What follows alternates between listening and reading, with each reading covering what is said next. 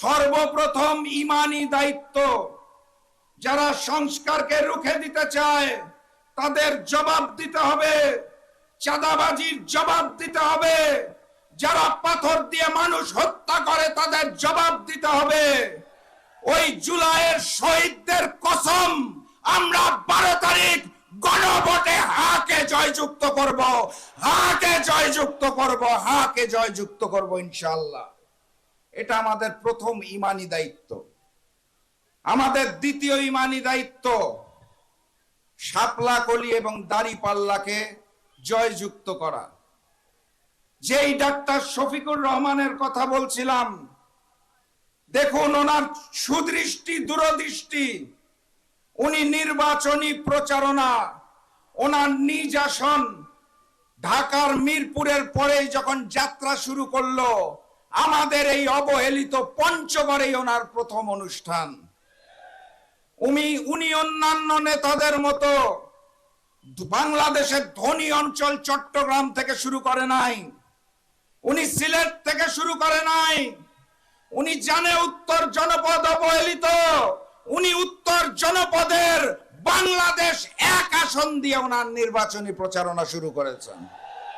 এটা আমাদের জন্য এক বিশাল পাওয়ার বিষয়, কারণ উনি আমাদের দিকে মুখ তুলে তাকিয়েছেন। মহান রব্বুল আলামিনের রহমত ওনার উপর আছে।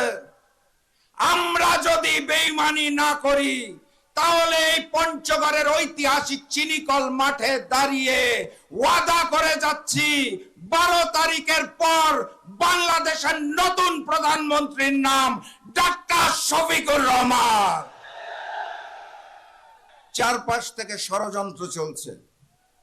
ঢাকার নির্বাচন কমিশন, যেখান থেকে সারা বাংলাদেশের ভোট পরিচালনা করা হবে, তার সামনে যে ছাত্রদল গুন্ডাদের মতো পেশি শক্তি ব্যবহার করা শুরু করেছে, তারা আদালতে চাপ প্রয়োগ করা শুরু করেছে, তারা প্রশাসনে চাপ প্রয়োগ করা শুরু করেছে।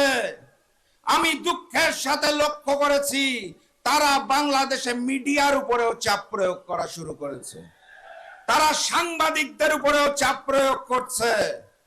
এইভাবে করে স্বৈরতন্ত্র গড়ে তুলেছিল এক সময়কার ফ্যাসিস্ট শেখ হাসিনা। বাংলাদেশে টিকতে পারে নাই। আল্লামা সাইদি সাহেব বলেছিলেন, বেশি লাফালাফি করো না, মামুর বাসা দিল্লি যায় পড়বা। সেই ঘটনাই সত্য হয়েছে। সেই ঘটনা থেকে আমি নতুন জালেমদের শিক্ষা নেওয়ার অনুরোধ করব। নতুবা আপনাদের বললাম, দিল্লিও নাই, পিন্ডিও নাই, আপনাদের যে পড়তে হবে ওই বঙ্গোপসাগরে।